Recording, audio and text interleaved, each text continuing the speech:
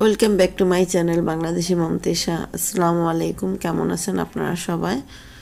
আলহামদুলিল্লাহ মোটামুটি ভালো। আসলে এই ব্লগটা হইলো আমার পুরনো ব্লগ বলতে যেদিন নানুকে নিয়ে আসছিলাম ওই দিনকার ব্লগ এটা।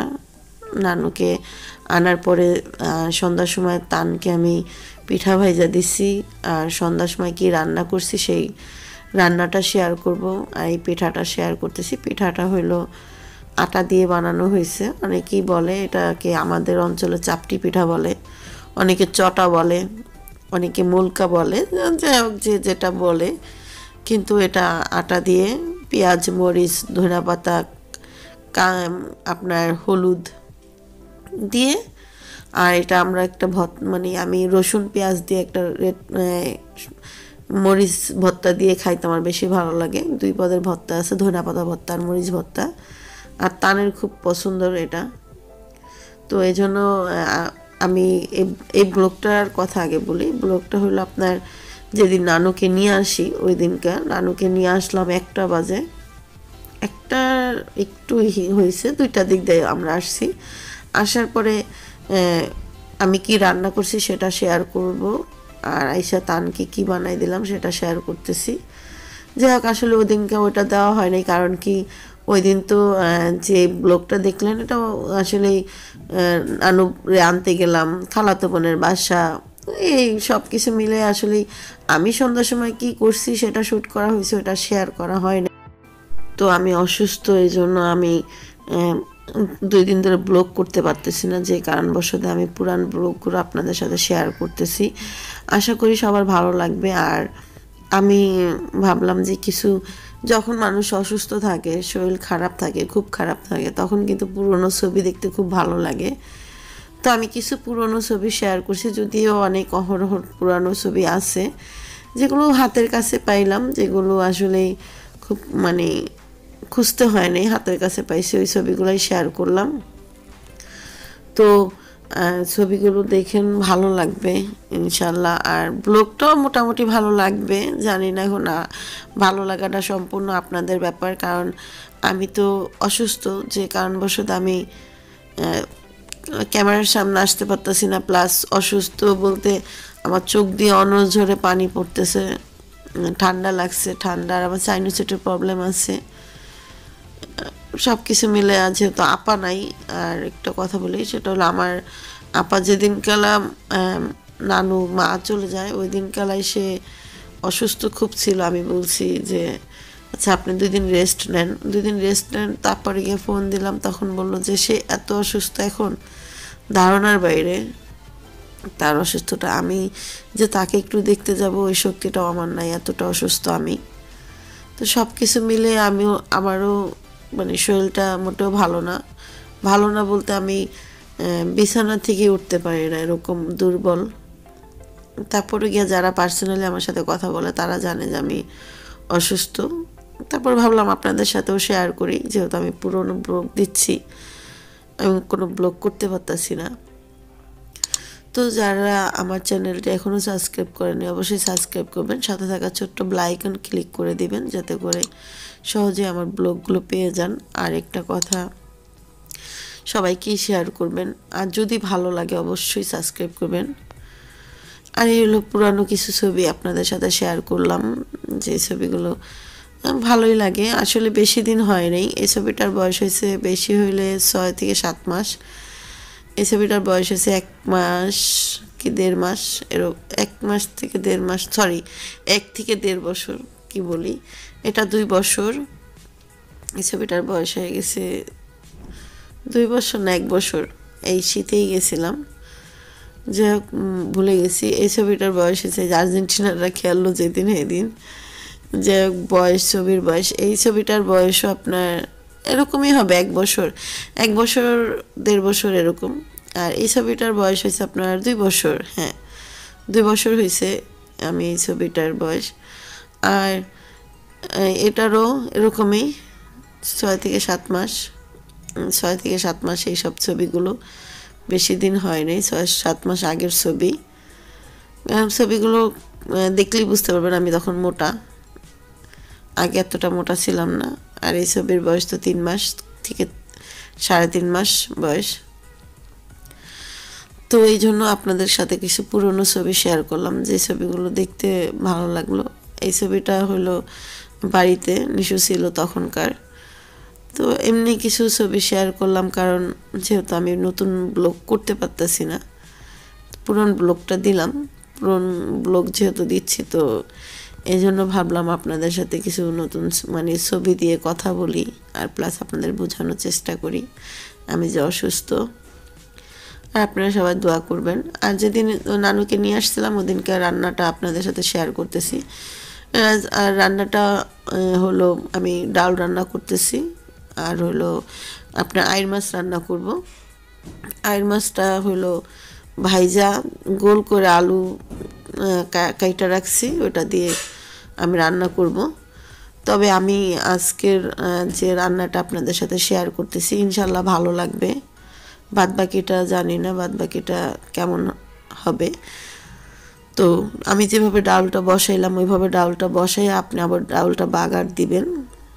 আপনি রসুন পেঁয়াজ কুচি করে কেটে, তো আপনারা সাথে থাকেন, দেখতে পারবেন আসলে আমি কিভাবে রান্না করতেছি। এটা আইর মাছ রান্না করছিলাম যেদিন আসে নানু ওদিনকে। তো ওই দিন আর শেয়ার করা হয়নি, যেহেতু ওই ব্লগটা দিছি। আমি মানে হঠাৎ করে ভাবলাম যে আমি যেহেতু অসুস্থ, তো আমি এই ব্লগগুলো আপনাদের সাথে শেয়ার করে দেই। আর আমার কিন্তু গলায় কোনো প্রবলেম নাই এখন, মানে কালকে খুব ছিল। আর গলায় সমস্যা না, সমস্যা হলো আপনার মাথা প্রচণ্ড ব্যথা করতেছে। কাশি আসলে, শুকনা কাশি আসলে মাথার মধ্যে যা মনে হচ্ছে যে কেউ বাড়ি মারতেছে এরকম। তো দেখতে থাকেন, আসলে আপনাদের দোয়াও দরকার আছে, দোয়া করবেন আমি যেন অতি শীঘ্রই ভালো হয়ে যাই।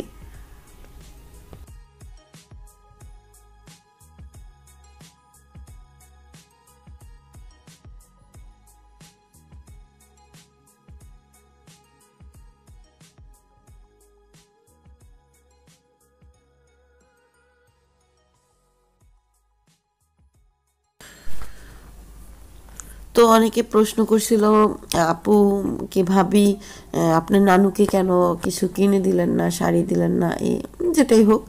তো আমি আসলে আপু আমি আমার নানুকে শাড়ি গিফট করছি, সেটা হলো 3টা শাড়ি গিফট করছি। তারপরে গিয়া আমি নিজে কিছু টাকা সঞ্চয় করে আমি আমার নানুর জন্য একটা কানের জিনিস বানাইছি, সেটা নানুকে দেওয়া হয়েছে। আসলে দেখানো হয়নি, এর মধ্যে একটা কারণ আছে। তো অনেকে আবার বলবে যে নানুকে কি দিল সেটাও দেখাইতে হয়, এই জন্য আমি আসলে দেখাইনি পার্সোনালি। যদিও আমি জানি যে যারা আমাকে ভালোবাসে, যারা আমাকে একদম ভালোভাবে নেয়, তারা এটা দেখে আরও খুশি হবে এবং তাদের ভালো লাগবে যে না সব কিছু শেয়ার করতেছি। কিন্তু যারা পার্সোনালি আমাকে বুঝতে পারে না, বুঝতে চায় না, তারা কিন্তু বলে ফেলবে যে এটা আবার দেখানো লাগে নানুরে কি গিফট করলো না গিফট করলো। তো এই জন্য আমি আসলে দেখাইনি। যদিও এখনও অনেকে মানে একটু নেগেটিভ নেয় অনেকভাবে, তবে হ্যাঁ ভালো কমেন্ট, সবই ভালো কমেন্ট আসে ইনশাল্লাহ। আল্লাহ জানি না, আল্লাহ আগামী দিনগুলো তো ভালো ভালো কমেন্টে আসবে। বাদ বাকিটা আল্লাহর ইচ্ছা, আল্লাহ যেটা করে সেটা, আল্লাহ যা করে ভালোর জন্যই করে আমি মনে করি। তো এই জন্য আসলে দেখানো হয়নি। আর আজকে বললাম কারণ অনেকে জানতে চাইছে, ভাবি কি আপু নানুকে কিছু দিলে না।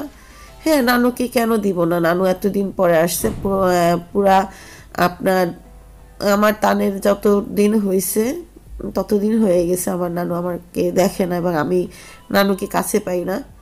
তো আমি অনেক আগে বলছিলাম নানুকে একটা একটা রিং আসছিল, নানু পছন্দ করছিল। তো আমি বলছি তুমি যদি আমার বাসায় বেড়াইতে আসো আমি তোমাকে বানাই দেবো। তো এই জন্য আসলে স্বর্ণকারের দোকানে ওই দিন গেছিলাম, বাইরে গেছিলাম বলছিলাম। তো স্বর্ণকারের দোকান থেকে জিনিসটা এনে দিলাম নানুকে। নানু খুব খুশি হয়েছে যে আবারও কানের জিনিস পরলো সে। তারপরে গিয়ে আমি শাড়ি কিনা দিলাম। তারপরে আরও যদি টুকিটাকি লাগে, আমি সবসময় বলি যে তোমার যেটাই লাগে সেটা বলবা। বলে যে আমার কিছু লাগে না, যেটা লাগে সেটা তো দেওই। তাছাড়া তার ছেলেরা খুব কেয়ার করে। সব কিছু মিলে আসলেই সব ভালোবাসা দেওয়া হয়। আর এটা দেখানোর এই একটাই কারণ, কে কিভাবে নিবে সে কারণে দেখানো হয়নি। তো আপনাদের দোয়ায় নানু ভালো আছে। তবে আপনারা সবাই নানুকে খুব পছন্দ করছেন, এই জন্য আপনাদের অসংখ্য ধন্যবাদ। আর নানুর জন্য দোয়া করবেন, সে যেখানেই থাক, মুরব্বী মানুষ, ভালো থাক, সুস্থ থাক। যেমন দেখেন আমার দাদি আজকে কতদিন ধরে ঘরে পড়ে আছে, দাদির কথা মনে পড়লেই আমার ইমোশনাল হয়ে যায়, কারণ সে খুব ভালোবাসতো আমাদের। ইভেন আমার দাদি, আমার মনে আছে, যদি কেউ কিছু খাইতে দিত তখন বলতো যে মানে আরেকটা আরেকটা দাও, এমনি বলতো। তখন বলতো যে আরেকটা কেন দেবো, কারণ না আমি আমার নাতিন ছাড়া খাবো না, আর নয়তো নয়তো আমি এটা রাইখা দিব। যদি বলতো যে খান না, খান চাচিমা, এটা আপনার দেওয়া হয়েছে, বলতো না আমি খাব না আমার নাতি ছাড়া। তো দেখেন সে আমাদের এভাবে ভালোবাসছে, হয়তো অনেকে কিভাবে নিবে জানি না। আমার দাদু এগুলো করতো, তাই এখন সে বিছানায় পড়ে আছে। এই কষ্টটা আসলে কাউকে শেয়ার করার মতো না, তার জন্য যে কেমন লাগতেছে। আমি আল্লাহর কাছে বলি যে আল্লাহ হয় নিয়ে যাও, নয়তো সুস্থ করে দাও। তার শরীরে একটা ফোঁটা মাংসও নাই, এরকম পরিস্থিতি। হাড় আপনার পা দুটো একদম হয়ে রয়েছে, মানে শুয়ে থাকতে থাকতে যেমন হয়। তো এই জন্য আমার দাদুর জন্য খুব খারাপ লাগে। তো আল্লাহ আমার দাদিকে ভালো রাখুক। আর আমি ডালটা কিভাবে রান্নলাম, মাছটা কিভাবে রান্নলাম সব শেয়ার করলাম, হয়ে গেছে আমার রান্না। তো এখন যে শেয়ার করব সেটা যে যতটুকু ব্লগ শেয়ার করব সেটা হলো আজকে, সেটা হলো আপনার শনিবার দিন, মানে শনিবার রাত্রেবেলা আমি অসুস্থ ছিলাম। তার আব্বু আর তানজিলা এরা রান্না করছে, তো পিঠা ভাজছে, আমার জন্য ব্লগ করে নিয়ে আসছে। তান ভিডিও করছে, তো তানজিলা ভিডিও করে নিয়ে আসছে আমার জন্য, যে আম্মু ভয়েস দিয়ে দাও। তো আসলেই ব্যাপার হয়েছে যে আমি অসুস্থ বেশি, মানে আমার মাসে একবার দুবার এরকম জ্বর আসে। আরেকটা মজার ঘটনা শেয়ার করি। আমার মা ফোন দিছে, তানের দাদি ফোন দিছে, তানের দাদি ফোন দেওয়ার পরে বলতেছে তোমার আম্মু তো অসুস্থ।